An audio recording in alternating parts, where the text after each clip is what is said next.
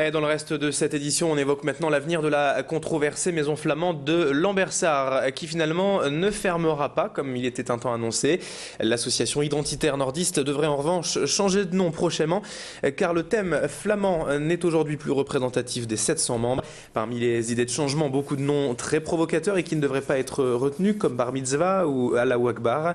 Pour cette association qui dit vouloir avant tout être un point d'ancrage pour les gens du Nord et leur culture en défendant des valeurs et des coutumes, Claude Herman, le président de l'association, se défend ainsi de soutenir l'EFN, comme a annoncé dans certaines presses, qu'il considère lui comme un parti victimaire et trop centralisateur. Il voit plutôt en sa maison flamande un mouvement patriote et révolutionnaire. On l'écoute au micro de Clément Carion.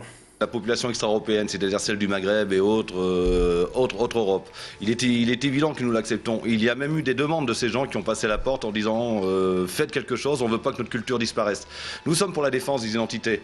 L'assimilation, l'intégration, pour nous, c'est quelque chose d'horrible. Par contre, ces gens ont été capables de venir, d'épouser ce drapeau, de respecter cette terre, de travailler. Bien sûr qu'ils ont gardé leur culture et leurs coutumes, mais ça se passe chez eux. Dès qu'ils franchissent la porte, ils sont sous les lois de la République avec les règles de la République. Ces gens-là sont bienvenus sans aucun problème.